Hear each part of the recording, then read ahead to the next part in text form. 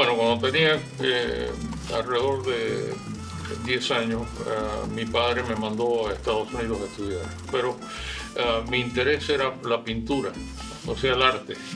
Entonces le pedí a mi padre seguir mis estudios secundarios en Cuba, donde fui al Ruston Academy, una escuela americana, por así decir, en Cuba. Pero lo que más me interesaba era la escuela de San Alejandro para estudiar pintura. ¿Con qué edad empezó en San Alejandro? A los 16. 16 años, sí. Lo otro que me interesaba era la natación y el mar, así que enseguida pertenecíamos, la familia mía, al Havana Yacht Club, y competí en varias competencias que tenían de vez en cuando. En algunos casos gané, mi especialidad era pecho. Y al mismo tiempo también participaba mucho en pesca submarina. Incluso varios de los amigos míos de la invasión éramos amigos en esa época, antes de la revolución, y buceábamos juntos. Uno de ellos, Tony Zamora, Carlos Font. Salíamos los fines de semana a bucear, haciendo apnea hasta 120, 130 pies de profundidad. Yo nadaba por lo menos 3 horas todos los días. Así que incluso llegué a un momento donde tenía problemas de la piel porque estaba mojado todo el tiempo. Claro. Es típico de ¿cómo se llama?, de alguien que está metido en el agua todo el tiempo. ¿Y cómo vincula la natación y el arte? El arte yo iba de noche. Había clases nocturnas en San Alejandro en esa época, en el anexo. Entonces iba, si mal no me acuerdo, eran como las 8 de la noche hasta las 10 de la noche, una cosa por el estilo, un par de horas. Porque todavía estaba yendo al colegio. O sea, no podía llegar a tener las clases de todo el día en San Alejandro, porque aparte era muy joven. ¿Tiene usted hermanos?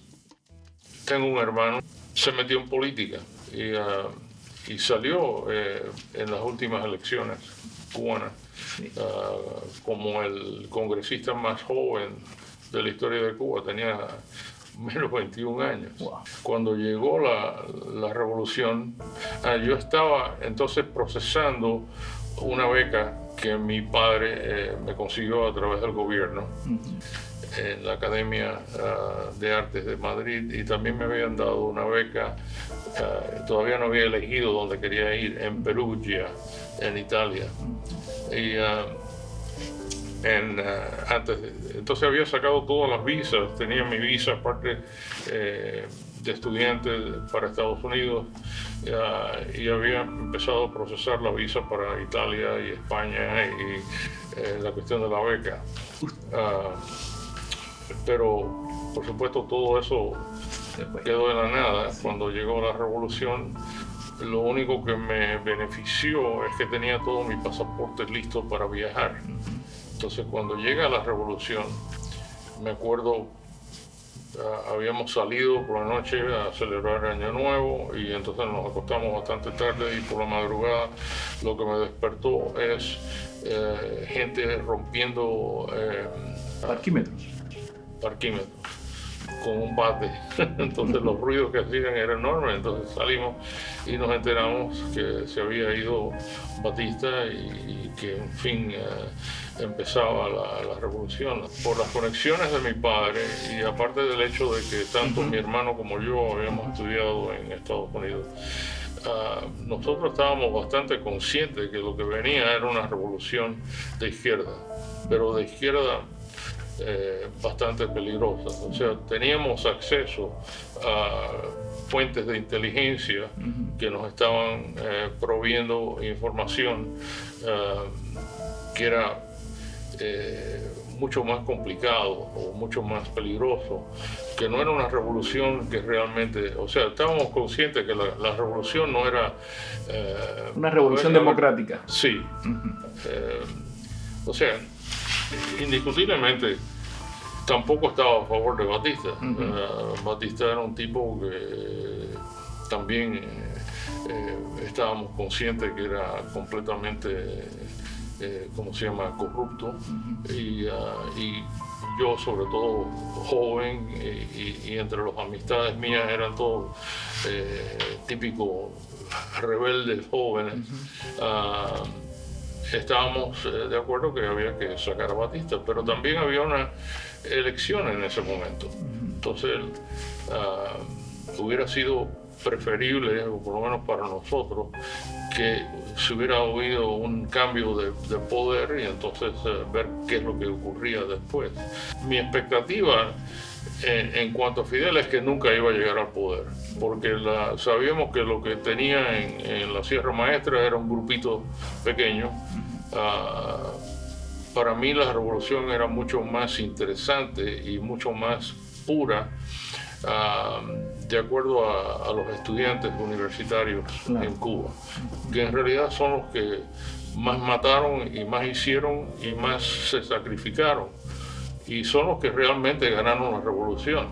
Yo me fui de Cuba a los 20 días de enero. Fue un shock, porque por primera vez estaba solo. De pronto no sé nada de Cuba. Mis padres presos, mi hermano preso, y yo con visa de estudiante, nada más que tenía 3 meses en Estados Unidos, consigo una beca en una academia de arte en Estados Unidos, en Nueva York, y empiezo a exhibir también en Nueva York y vender.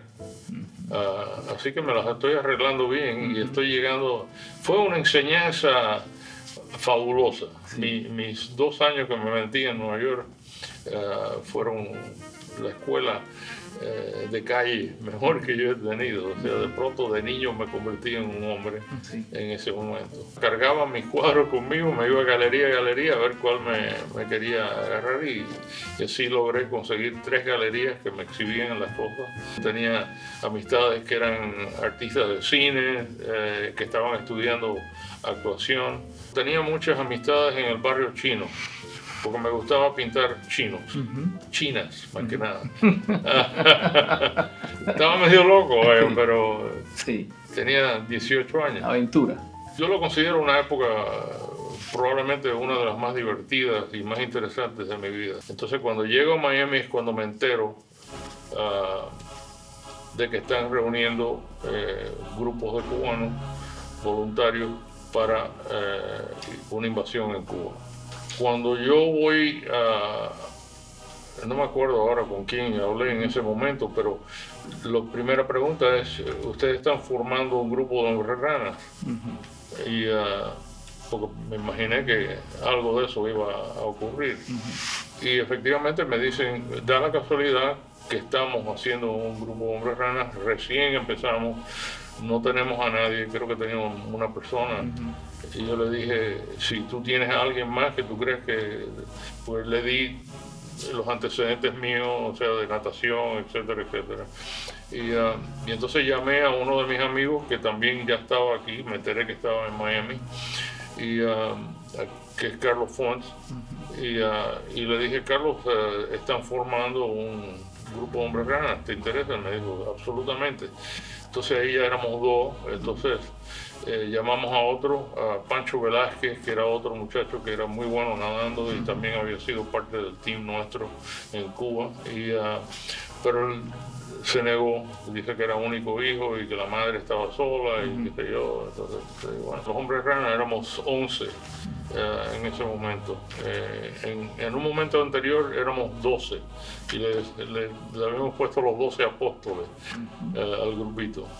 Pero uno de ellos tenía apenas 16 años y era tan riguroso el entrenamiento que nos dimos cuenta que realmente era un crimen llevarlo. Entonces pedimos que lo sacaran, cosa que hicieron.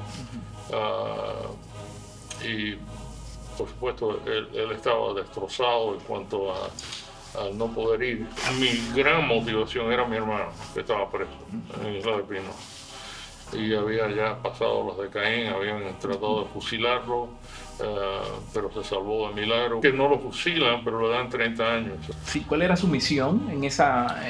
Nuestra misión era llegar a la playa primero y marcar el lugar de desembarco y también eliminar cualquier enemigo que estuviera en el momento, si es posible, en una forma que no alentara a los demás. Entonces estábamos súper contentos, o sea, incluso la gente estaba cantando el himno nacional, sí. Y se oía, desde la lancha nuestra se oía la gente del barco cantando.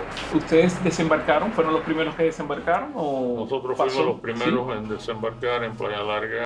El esfuerzo que se hizo es más que humano, o sea, es algo increíble que logramos mantenernos contra una oposición de, yo diría, 60-1, por lo menos. Era una misión suicida desde ese momento. Fue un milagro que no nos mataran, porque la lancha nuestra estaba justo en el medio de los que estaban tirando de tierra y los que estaban tirando desde el barco nuestro. Entonces llegó un momento que realmente parecían abejas pasándonos por el lado. Yo me acuerdo perfectamente, cada vez que pasa el barco y el avión se va, todo el mundo grita en el barco en el Bárbara J, como aplaudiendo el hecho de que estamos vivos todavía. Nosotros nos traspasan a un barco americano, a un destructor, y nos quedamos ahí 2 semanas buscando sobrevivientes. Sacamos a 33 brigadistas, algunos muriéndose, no habían comido ni tomado agua fresca durante días, y así que fuimos los primeros en llegar y fuimos los últimos en irnos. Sí. Si usted lo pusieran en la misma posición, con la misma información que tiene ahora, ¿volvería a participar en la invasión? Sería mucho más cauteloso. En este momento ya yo no soy el muchacho inocente que fue a Bahía Cochino. Sería un tipo que es un experto en cómo llevar a cabo una invasión. Y lo haría completamente diferente. ¿Pero lo haría? Absolutamente, sí. Pero las oportunidades que teníamos en ese momento no se van a dar de nuevo. Ese momento podría haber sido... podríamos haber logrado un éxito. Si los americanos hubieran seguido el plan como se hizo inicialmente, lo podríamos haber logrado. Hasta la época de los misiles, yo trabajé con la CIA haciendo ataques comandos a Cuba. Seguimos haciendo labor de hombres rana, o sea, nadando antes, asegurando el lugar donde desembarcan. Entonces venía la lancha con los 6 o 7 comandos y lo dejábamos haciendo todo. Básicamente éramos guerreros hasta la época de los misiles, donde una de las cosas que hizo Kennedy fue un pacto con Rusia, donde no seguíamos atacando a Cuba. Cosa que en el caso mío yo me fui empecé a hacer diferentes trabajos, pero realmente fue un momento difícil hasta que me llamaron por teléfono. Yo estaba en Nueva York en ese momento y me dijeron que Kennedy estaba dando comisiones en las Fuerzas Armadas para esos que habían sido oficiales en Bahía Cochino. Entonces me metí en la Marina Americana. Justamente para meterme en hombres rana en la Marina Americana. Y algunos se quedaron en las Fuerzas Armadas, y usted ya se como retiró. Johnny de la Cruz. Sí. Otros nos fuimos. Yo me fui a trabajar para la Marina, pero como civil. Y ahí da la casualidad que me metí en buceo, pero ya en una forma mucho más buceo experimental. Llegué a hacer buzo primera clase con escafandra, y también fui a la escuela de aires mezclados de la Marina y después de aconauta, que es... O sea, es vivir bajo el agua, ¿no? Más o menos un es aconauta. como un astronauta, Sí. pero éramos 40. Sí. Hay nada más que 40 Sí. aconautas. Y después de eso me metí en cine, empecé a trabajar con National Geographic como fotógrafo. Sí. Por eso lo digo que cuando estuve mucho antes haciendo fotografía, eso me ayudó mucho. Y la razón que National Geographic quería trabajar conmigo era más que nada por el hecho de que yo buceaba y iba a lugares donde ellos no tenían a nadie para ir, ¿no? Buceé en el Ártico, en la Antártida, bajo el Polo Norte. Después me metí en buceo comercial, haciendo buceo con compañías de petróleo a grandes profundidades. Y después me empecé a meter en pintura de nuevo. Sí, o sea, usted regresó también al arte. Ahora lo que hago es pintar y exhibo en diferentes lugares y mis pinturas se venden muy bien. Sí. ¿Y qué pinta? ¿Cuál es su estilo? Mi estilo es moderno, pero algunas veces hago algunas cosas abstractas, pero por lo general hago mucho de mar, o sea, temas que tienen que ver con el mar, porque es lo que más conozco. Sí. También hice un par de películas, de documentales. ¿Sobre? Una de ellas se exhibió en todas partes del mundo, gané algunos premios. ¿Sobre qué los documentales también del mar? De fauna. Sí. Hice una en la Patagonia, más que nada de ballenas. Probablemente rompí el récord de vivir con ballenas. O sea, he buceado con casi todas las ballenas que existen. Pruna, ¿usted ha tenido la oportunidad de regresar a Cuba? Sí, ¿Cuándo fue? Díganos, cuéntanos. en el año 2000. ¿Y qué hizo en Cuba? La razón para volver a Cuba, por supuesto, tenía mucha curiosidad, pero principalmente es que la que hubiera sido una criada que teníamos, que era mi manejadora, mi nanny, ella estaba muy vieja y pensábamos que podía morir en cualquier momento, entonces tuve la oportunidad de procesar una ida a Cuba con esa idea, con ir a verla por última vez. Entonces, curiosamente,